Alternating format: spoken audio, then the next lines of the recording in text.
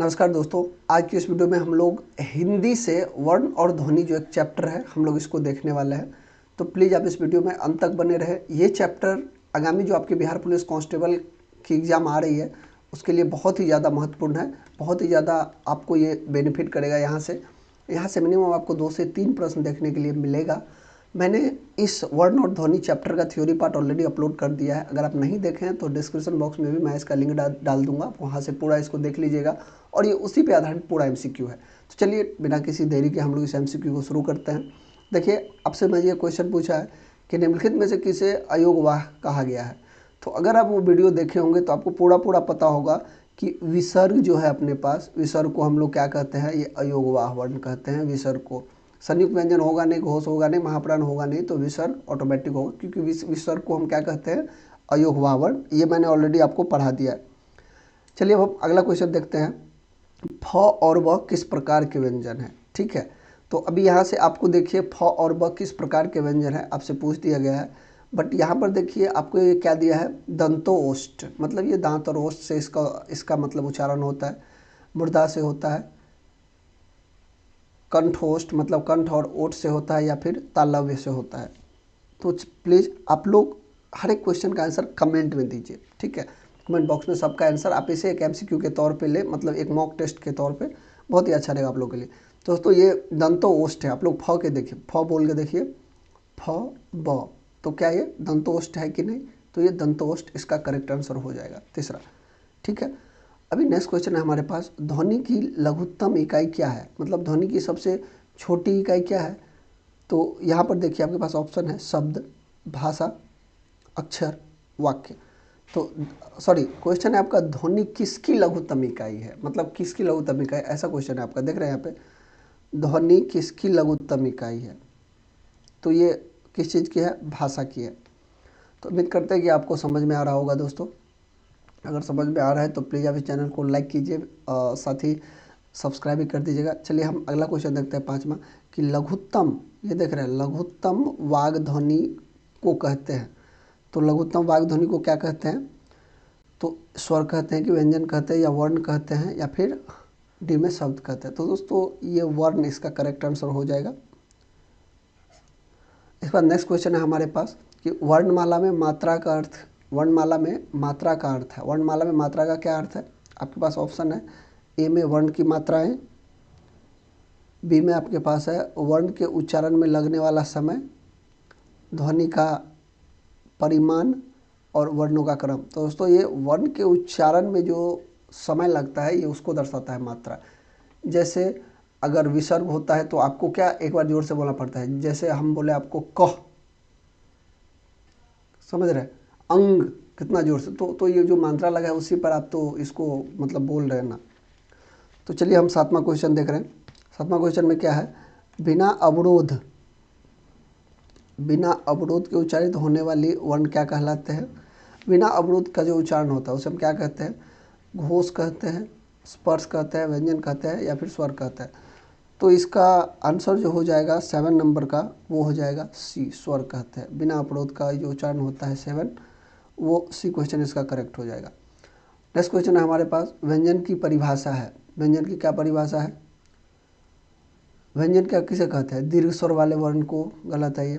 स्वर की सहायता से बोले जाने वाले वर्ण, देख रहे हैं, ये लग रहा है मेरे को, और ये यही करेक्ट आंसर हो जाएगा। अगर ये जब ये करेक्ट आंसर आपको मिल जाएगा तो इसका मतलब ये नहीं है कि आप दूसरे को नहीं देखेंगे, दूसरे को भी आप एक बार चेक करेंगे। तीसरा सी क्या बोल रहा है कि बिना किसी सहायता से बोले जाने वाला वर्ण, गलत बात है ये, ऐसा तो हो ही नहीं सकता। बिना विरोध के बोले जाने वाला वर्ण, ये भी गलत है। तो मतलब ये क्वेश्चन आपका सही है, मतलब option B is correct answer for this 8 number question. चलिए हम लोग अगले क्वेश्चन पे बढ़ते हैं।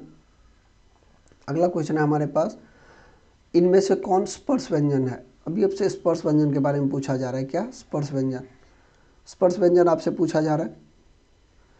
स्पर्श व्यंजन में देखिए क्या, कवर्ग तो है नहीं, चवर्ग भी नहीं है, तवर्ग भी नहीं है, समझ रहे हैं मतलब क्या। आपको मैंने बताया था कि स्पर्श व्यंजन क्या क्या होता है, क वर्ग से लेके प वर्ग तक पूरा होता है। तो देखिए डी में आपको एक आंसर दिख रहा है, ये सभी, मतलब ये करेक्ट आंसर हो जाएगा। पूरा क से लेके, क वर्ग से लेके, क से लेकर के पूरा प फ तक जो होता है ना, इसका पूरा पूरा हम क्या कहते हैं, स्पर्श, स्पर्श व्यंजन कहते हैं। यही स्पर्श व्यंजन होते हैं, आप इसको ध्यान रखिएगा। चलिए हम आगे बढ़ते हैं अभी। 10वां क्वेश्चन है हमारा, कौन सा व्यंजन है, तालव्य, दंत, मूर्धन्य या कंष्ट। मतलब एक हिसाब से आपको उच्चारण पूछ रहा है कि भाई इसका उच्चारण कहाँ से होता है, हमें प्लीज़ बताओ। तो 10वां नंबर जो क्वेश्चन है, इसका जो उच्चारण होता है मेरे हिसाब से क, अब बोल के देखिए, कंठ से होता है। मतलब इसका जो करेक्ट आंसर हो जाएगा वो डी हो जाएगा 10 का। अभी नेक्स्ट क्वेश्चन पे हम लोग चलते हैं। उच्चारण की दृष्टि से क वर्ग के सभी वर्ण क्या कहलाते हैं। उच्चारण की दृष्टि से सभी वर्ण क्या कहलाते हैं, तो ये कंठस्थ कहलाते हैं। 11 नंबर का आंसर क्या हो गया, बी। पहला क्वेश्चन में चलते हैं हम लोग 12 नंबर पे। निम्नलिखित ध्वनियों में से बताइए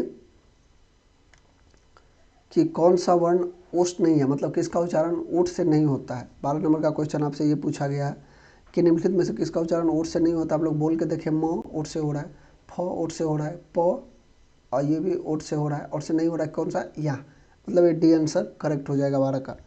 तो देखिए 30 नंबर का जो क्वेश्चन है, इसमें हमसे पूछा जा रहा है कौन सा वर्णों में से कौन सा वर्ण मूर्धन्य है। तो मूर्धन्य कौन सा है, तो आप एक बार उच्चारण करके देखिए, च, ज, झ, ट। ठीक है, तो देखिए आप जब भी उच्चारण करते हैं तो देखिए आपको ये ऑटोमेटिक पता चल रहा है कि सी जो वर्ण है, ट, ये मूर्धन्य है। 14वां क्वेश्चन है कि निम्नलिखित में से बताइए कि कौन सा वर्ण महाप्राण है। तो महाप्राण के लिए हम मतलब ऑप्शन है हमारे पास, ए में क है, बी में ख है, सी में ग है और डी में अ है। तो इनमें से कौन सा हमारे पास ये महाप्राण है। तो महाप्राण दोस्तों प्लीज़ आप लोग कमेंट में इसका आंसर दीजिए, मैं बता दूँ आपको, ये ख क्या है, ख महाप्राण है। ठीक है, क्योंकि ये देखिए दूसरा वर्ण है ना, ये दूसरा वर्ण है, कवर का ये दूसरा वर्ण है, तो महाप्राण। अभी आपको भी अब नहीं पता चल रहा है कि सर आप ये कैसे बता रहे हैं, तो आप प्लीज़ डिस्क्रिप्शन बॉक्स में लिंक दिया हुआ है, आप उस वीडियो को सबसे पहले पूरा देखिए, आपको क्लियर हो जाएगा। एक एक वर्ड का मैंने ऑलरेडी डिस्कशन कर दिया है, जितना भी क्वेश्चन यहाँ पे है सबका मैंने डिस्कशन करके रखा है। तो प्लीज़ आप वहाँ पे जाइए और वीडियो को पूरा देखिए, एक एक क्वेश्चन का आप आंसर ईजिली दे पाएंगे। और जो भी स्टूडेंट पहले देखे होंगे वो तो बहुत ही आसानी तरीके से इसका आंसर दे ही सकते हैं। चलिए अभी 15 नंबर क्वेश्चन पे आते हैं। 15 नंबर क्वेश्चन है, निम्नलिखित में से कौन से संयुक्त व्यंजन है। तो संयुक्त व्यंजन क्या होता है, ये भी मैंने ऑलरेडी आपको बता के रखा है कि संयुक्त व्यंजन क्या होता है कि भाई जब दो व्यंजन के मेल से जो एक नया व्यंजन बनता है तो हम उसे संयुक्त व्यंजन कहते हैं। तो संयुक्त व्यंजन में देखिए यर लव तो है नहीं भाई संयुक्त, ये नहीं है संयुक्त, ये भी नहीं है संयुक्त, ये भी नहीं है संयुक्त। तो हमारे पास ऑप्शन क्या ये बचता है, क्षत्रज्ञ, ये सी आंसर करेक्ट हो जाएगा। मतलब 15 का ये क्या है, ये संयुक्त व्यंजन है। अभी अगला चलिए, निम्नलिखित में से कौन सा वर्ण यहाँ पर देखिए कौन सा है, नासिक्य है, मतलब जिसका उच्चारण नाक से होता है। तो आपको आप बोल के एक बार देख लीजिए, तब भी आपको पता चल सकता है। यहाँ देखिए पूरी नाक से, हमको तो यही लग रहा है, यही होना चाहिए आंसर इसका। और छ नहीं, यह आंसर करेक्ट हो जाएगा, मतलब 16 का ये आंसर करेक्ट है। तो कुछ इस प्रकार से दोस्तों आप सबका आंसर दे सकते हैं बहुत ही आसानी तरीके से, अगर आप वो थ्योरी वाला वीडियो देखा है, थ्योरी वाला। अभी देखिए हम नेक्स्ट क्वेश्चन पे आते हैं। ये देखिए च, छ, ज, झ, यहाँ ये ध्वनियाँ क्या कहलाती है, आपसे ये पूछा जा रहा है। तो आपका ऑप्शन है यहाँ पे कंठ, मूर्धन्य, दंतोष्ठ या तालव्य। तो प्लीज़ आप क्वेश्चन का आंसर इसका कमेंट में दीजिए, क्या इसका आंसर सही होगा। मेरे हिसाब से इसका आंसर ये तालव्य होगा, क्योंकि ये तालु से बोला जा रहा है। छ देख रहे हैं, तालु हमेशा से मतलब तालु के संपर्क से हम इसको बोल रहे हैं, तो ये तालव्य हो गया। अभी 18 नंबर का क्वेश्चन हमारे पास, निम्नलिखित में से कौन सा अल्प प्राण वर्ण है। तो अल्प प्राण वर्ण हमसे पूछा जा रहा है। तो अल्प प्राण वर्ण का हम जब भी बात करते हैं तो देखिए इसमें हमारे क्या क्या होगा, ये क ग है, अ, थ, छ, फ, भ। कुछ इस प्रकार से आपको ऑप्शन दिया गया है। तो मेरे हिसाब से इस क्वेश्चन का जो करेक्ट आंसर हो जाएगा क और ग, पहला और तीसरा, ये अल्पप्राण। ठीक है, पहला और तीसरा अल्पप्राण, तो इसका मतलब क और ग सही आंसर है। प्लीज़ मैं बोल रहा हूँ दोस्तों अभी भी आपको कि अगर आपने इसका थ्योरी वाला वीडियो नहीं देखा है तो प्लीज़ आप पहले इसको एक बार देख लीजिए, इसके बाद उस थ्योरी को आप देखिएगा और इसके बाद फिर से आप यहाँ पे आइएगा, आप देखिएगा एक एक क्वेश्चन आपसे बहुत ही आसानी तरीके से बन जाएगा, आपको कोई भी दिक्कत नहीं होगा, इतना मैं आपको विश्वास दिला रहा हूँ।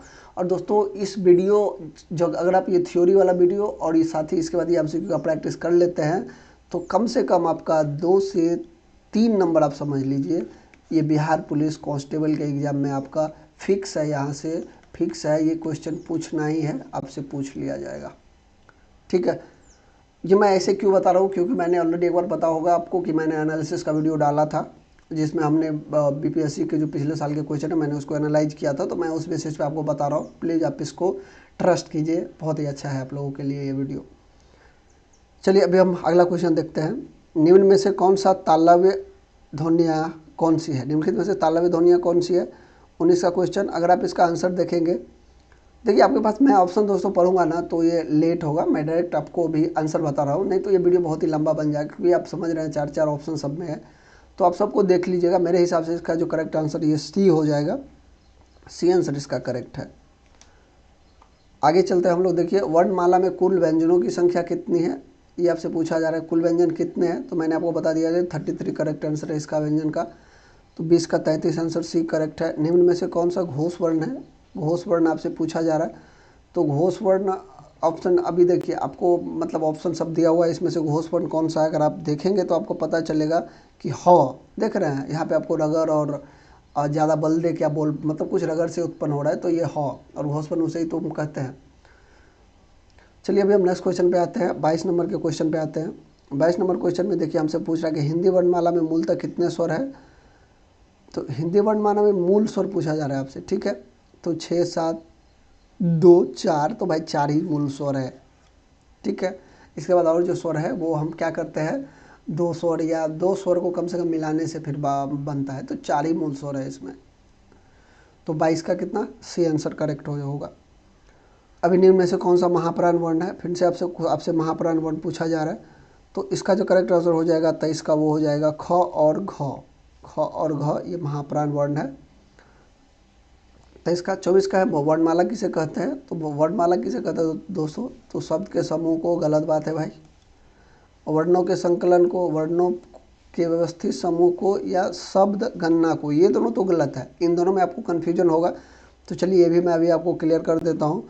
तो दोस्तों वर्णों के संकलन को आप नहीं लगाएंगे, वर्णों के व्यवस्थित समूह को आप लगाएंगे, ये इसका करेक्ट आंसर हो जाएगा, ठीक है। ये कंफ्यूज करने के लिए आपको ऐसा दिया गया था, तो आप कुछ इस प्रकार से एलिमिनेट करके अपने आंसर तक पहुंच सकते हैं। चलिए अब 25 क्वेश्चन का आंसर देखते हैं। 25 नंबर का ए और ई वर्ण कहलाते हैं। ये ए और आई को हम क्या कहते हैं? मतलब इसका उच्चारण जनरली आपसे पूछा जा रहा है कि भाई इसका उच्चारण कहाँ से होता है, ये हमें बताओ। तो दोस्तों इसका कंठ और तालव्य है, ठीक है। अब 26 नंबर का क्वेश्चन है स स ह स मतलब तालम समूर्धन स दन स ह, ये कौन से व्यंजन कहलाते हैं? तो ये मतलब प्रकंपी, स्पर्शी, संघर्षी या स्पर्श संघर्षी। तो इस क्वेश्चन का जो करेक्ट आंसर हो जाएगा वो हो जाएगा संघर्षी। हिंदी में मूलतः वर्णों की संख्या कितनी है? हिंदी में मूलतः वर्णों की संख्या आपसे पूछा जा रहा है। तो देखिए ये क्वेश्चन बहुत ही अच्छा लाजवाब क्वेश्चन है, तो ये 50 इसका करेक्ट आंसर आप लोग ध्यान रखिएगा, 50 ही आपको मारना है। हिंदी में केवल और केवल कितने 50 वर्ण है, आपको इस बात का ध्यान रखना है। तो हिंदी में 50 वर्ण, ये 27 नंबर का क्वेश्चन था। अभी हम अगले क्वेश्चन पे जाते हैं। अघोष वर्ण कौन सा है, फिर से आपसे पूछा जा रहा है। तो दोस्तों अघोष वर्ण कौन सा है? तो ये अघोष वर्ण आपको मिल जाएगा ये 100, ये अघोष वर्ण है। तो कुछ इस तरीके से आप लोग इसका आंसर दे सकते हैं, जो कि बहुत ही लाजवाब तरीका है। अभी देखिए 29 क्वेश्चन का हम बात करते हैं। 29 नंबर में है शब्दों के अंत में अ आता है तो उसे क्या कहते हैं? अगर अ आता है तो हम उसे क्या कहते हैं? तो दोस्तों हम उसे अकारांत कहते हैं। अगर शब्द के अंत में अ आता है तो हम इसे क्या कहते हैं? अकारांत। ये 29 नंबर क्वेश्चन का ये आंसर है, अकारांत कहते हैं। डी में है हिंदी वर्णमाला के अंतिम 5वां अक्षरों का उच्चारण स्थान क्या है? मतलब हिंदी वर्णमाला के जो अंतिम 5वां अक्षर है, 5वां अक्षरों का उच्चारण कहाँ से होता है? तो चलिए मैं इसको अभी आपको बता ही देता हूँ। इसका जो करेक्ट आंसर हो जाएगा वो हो जाएगा अनुनासिक। यहाँ समझ रहे हैं, ये 5वां है ना, अनुनासिक। जैसे अण तो नाक से हो रहा है, देख रहे हैं, ये 5वां व्यंजन है। क वर्ग और च वर्ग का मैंने अभी आपको एग्जाम्पल देके बताया, तो ये अनुनासिक है। 30 नंबर का ये क्वेश्चन मैंने आंसर आपको बताया। 31 नंबर है निम्नलिखित में से कौन सा एक स्पर्श व्यंजन आपसे पूछा जा रहा है? 31 में स्पर्श व्यंजन, तो 100 मतलब जो भी है ये 6 इसका करेक्ट आंसर है। आप ऑप्शन देख लीजिएगा, मैं जो करेक्ट आंसर है मैं बस वही आपको बता रहा हूँ, नहीं तो वीडियो लंबा हो जाएगा। तो इसलिए आप लोग बोलेंगे सर आप इतना बड़ा वीडियो है मैं कैसे देखूँगा, समझ रहे हैं? सबको आजकल शॉर्ट वीडियो चाहिए होता है, बट क्या ये MCQ का वीडियो है तो मेरा कोशिश है कि एक वीडियो कंप्लीट बनाऊं जिसमें मैं हर एक चीज़ आपको बता दूं। तो चलिए अभी हम नेक्स्ट क्वेश्चन यहाँ पे देख रहे हैं। ये क्वेश्चन है हमारा, इनमें से कौन सा युग्म अघोष का बात अभी कर रहे हैं, क्या कर रहे हैं, युग्म अघोष, युग्म अघोष ध्वनि का बात किया जा रहा है। तो युग्म अघोष ध्वनि ये कौन सा आपका ये है, तो प और फ है। अक्षर वर्ण किस किस के योग से बना है, मतलब अक्षर किस किस के योग से बना है, तो आपसे ये पूछा जा रहा है। तो आप ये देखिए क और स, छ, क और स के योग से बना है। ठीक है, निम्नलिखित में से कौन सा स्वर नहीं है, स्वर आपसे पूछा जा रहा है। तो आप समझ रहे हैं ये आपका स्वर नहीं है, ये तो ऑटोमेटिक क्लियर है, इसमें कोई दिक्कत वाली बात ही नहीं है। आपको पता होगा अ आ और ए ऐ स्वर क्या क्या होता है, तो एक अ, ठीक है, और एक ए ऐ वाला, ये पूरा वर्ण स्वर होता है, और साथ में आप ड़ी को भी जोड़ लीजिए, तो इतना स्वर होता है हमारे पास। ठीक है, तो अभी हम और आगे चलते हैं। अगला देखिए आपका, हिंदी भाषा में कौन सी ऐसी ध्वनियाँ हैं, हिंदी भाषा में कौन सी ऐसी ध्वनियाँ जो स्वतंत्र रूप से बोली या लिखी जाती है। तो स्वतंत्र रूप से बोली जाती है, लिखी जाती है, उस ध्वनिया को जनरली हम क्या कहते हैं दोस्तों, तो स्वर कहते हैं। निम्नलिखित में से कौन सा संयुक्त व्यंजन है, संयुक्त व्यंजन आपसे पूछा जा रहा है, तो आप इसको ऐसे ले सकते हैं, ये सौ संयुक्त व्यंजन नहीं है, तो सौ ये आपका करेक्ट है, ये आपका संयुक्त व्यंजन नहीं है। छ ध्वनि का उच्चारण स्थान आपसे पूछा जा रहा है, छ ध्वनि का उच्चारण स्थान बताइए। ये 37 नंबर क्वेश्चन है कि ये छ जो है ना, छ ध्वनि का उच्चारण स्थान, छ ध्वनि का उच्चारण स्थान,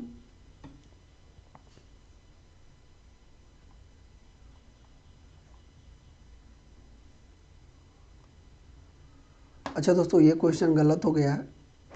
आप इतना क्वेश्चन को हम लोग निगलेक्ट करते हैं, ये क्वेश्चन गलत है, इसको अपने को अभी नहीं देखना है, हम बाद में इसका अपडेटेड आपको बताएंगे। चलिए अब डायरेक्ट 39 नंबर क्वेश्चन पे आइए।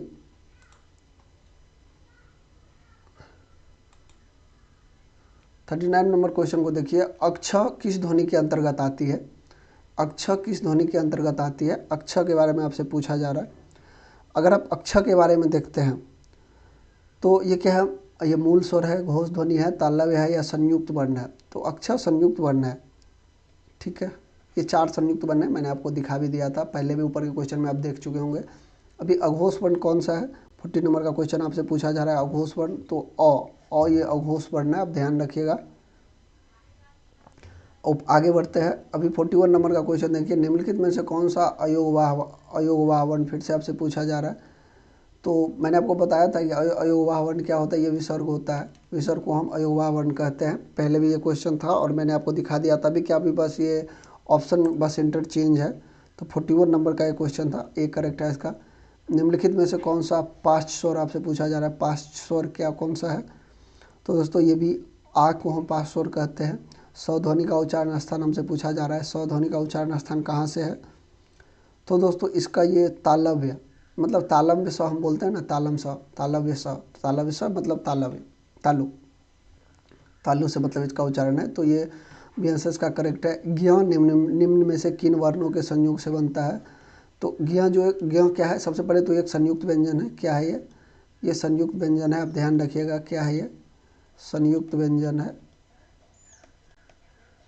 संयुक्त व्यंजन है, ये ध्यान रखिएगा।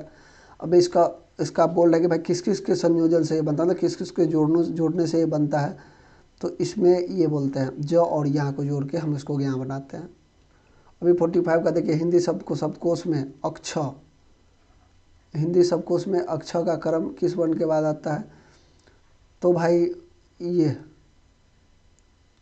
किस वर्ण के बाद आता है आपसे पूछा जा रहा है ना, किस वर्ण के बाद आता है 45 नंबर क्वेश्चन में, तो क छ ज्ञ त्र, हिंदी शब्दकोश में अक्षर का क्रम किस वर्ण के बाद आता है, तो क के बाद इसका ऑप्शन ये मानिए ए करेक्ट है।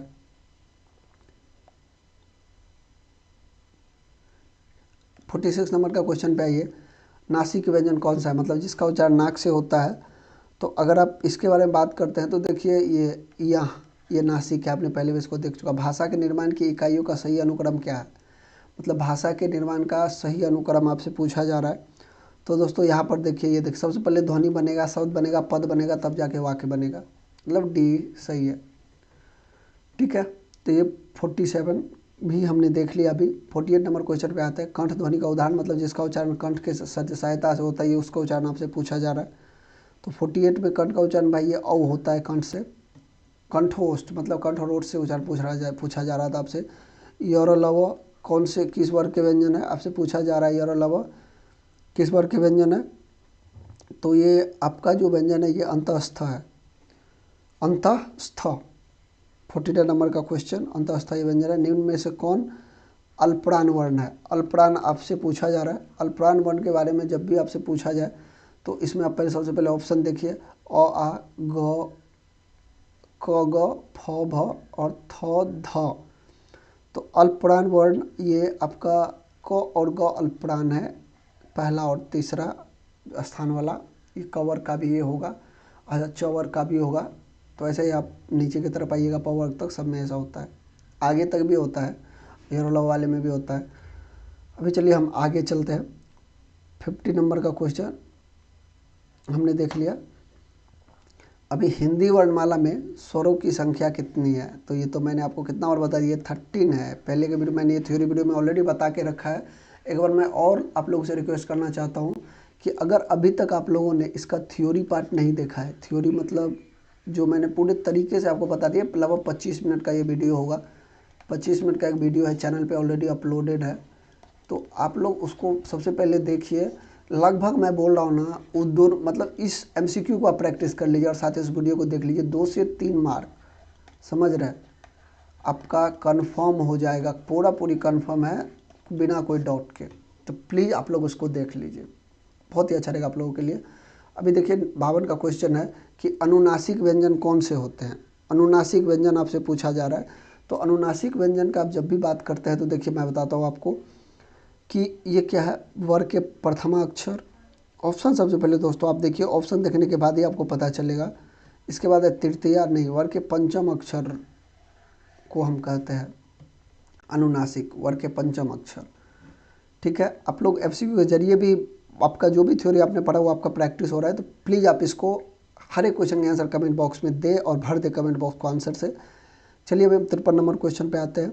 निम्न में से अ और अह क्या है। अ और अह क्या है, स्वर है, व्यंजन है, अयोगवा है, संयुक्ताक्षर है।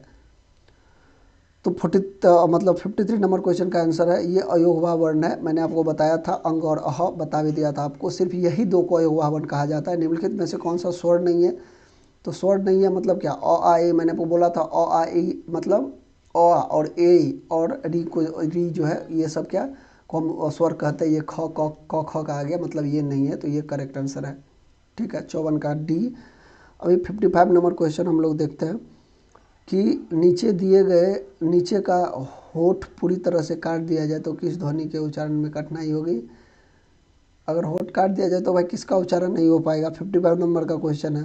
तो भाई ब का उच्चारण कैसे होगा भाई, ब में ही तो सॉरी ब में ही तो होठ में उठ सकता है। बोल के देखिए ब ठीक है, होठ से टच होने से ये ध्वनि निकलता है। खुद में ये प्रैक्टिस कर सकते हैं। चलिए 56 नंबर का हम क्वेश्चन देखते हैं, जो कि आज के इस वीडियो के ये लास्ट क्वेश्चन रहेगा। तो निम्नलिखित में से उच्चारण के आधार पर कंठ से लेकर मुख विवर में उच्चारित ध्वनियों की इसका सही अनुक्रम आपसे पूछा जा रहा है।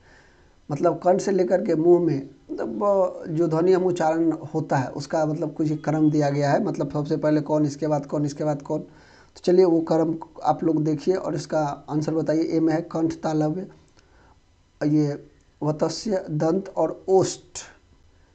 ठीक है, बी में है तालव्य, कंठ ओष्ठ दंत, ये वत्स्य दंत ओष्ठ कंठ, वत्स्य तालव्य ओष्ठ उट्स, वत्स्य तालव्य कंठ दंत। तो ये ए आंसर इसका करेक्ट है, आप लोग देख लीजिएगा। तो दोस्तों उम्मीद करते हैं ये वीडियो आपको पसंद आया होगा। अगर वीडियो पसंद आया तो प्लीज़ आप चैनल को सब्सक्राइब कर लीजिए, साथ ही दोस्तों के साथ इस वीडियो को शेयर कर दीजिए। ये बहुत ही ज़्यादा महत्वपूर्ण वीडियो है। इसी के साथ आपका वर्ण और ध्वनि जो चैप्टर है वो ख़त्म हो रहा है। इसमें मैंने आपको MCQ भी करा दिया और साथ ही इसका थ्योरी भी करा दिया। बस इन 2 वीडियो से आपका 2 से 3 मार्क कन्फर्म है। तो और ये मैक्सिमम हमको लग रहा है कि ये दोनों मिला के लगभग 1 घंटे का वीडियो है। अगर आप लोग इसको देख सकते हैं, आप लोगों को बहुत ही ज़्यादा बेनिफिट होगा। 2 से 3 नंबर आपका आने वाले जो बिहार पुलिस कांस्टेबल का एग्ज़ाम है उसमें यहाँ से कन्फर्म आएगा। अभी मैं नेक्स्ट वीडियो हिंदी मतलब ये आपका अलंकार से रिलेटेड वीडियो जस्ट भी अपलोड हो जाएगा आज। साथ ही बायोलॉजी के रिलेटेड भी कंटेंट अपलोड किया जा रहा है, तो प्लीज़ आप चैनल को सब्सक्राइब कर लीजिए। ये और कोई जैसे बड़े बड़े इंस्टीट्यूट में आप देखते हैं कि आपको मतलब सिर्फ 10 क्वेश्चन के लिए 2 घंटा आपको टाइम एक्सपेंड करना पड़ रहा है, तो ऐसा नहीं है दोस्तों। मैं ऐसा नहीं कर रहा हूँ, बस पॉइंट टू पॉइंट डिस्कशन करके आपको 1 घंटे की वीडियो में आपका एक चैप्टर में ख़त्म करा दे रहा हूँ। तो आप इसको मतलब ऐसे मत लीजिएगा कि नहीं ये अभी ये छोटा चैनल है तो कुछ भी पढ़ा देगा, नहीं भाई ऐसा कुछ नहीं है। पॉइंट टू पॉइंट आपको पढ़ाया जा रहा है। मतलब जो भी बड़े चैनल है उससे मतलब कई गुना बढ़िया तो ज़रूर है, क्योंकि वहाँ पर आपको अपना टाइम ज़्यादा देना पड़ेगा। मैं ऐसा नहीं बोल रहा हूँ कि वो अच्छे नहीं पढ़ाते हैं, बट कंटेंट कम कवर होता है ना, क्योंकि वहाँ पे टाइम ज़्यादा लगता है। अगर आप 4 घंटा पढ़ेंगे तब जाके आप इतना पढ़ पाएंगे, बट यहाँ पे केवल और केवल 1 घंटे के अंदर आपका इतना कंटेंट खत्म हो रहा है, तो आप समझ सकते हैं। तो प्लीज़ आप चैनल को सब्सक्राइब कर लीजिए, साथ ही अपने चैनल को भी, इस चैनल को भी प्यार दीजिए। मिलते हैं नेक्स्ट वीडियो में, till then have a good day ahead.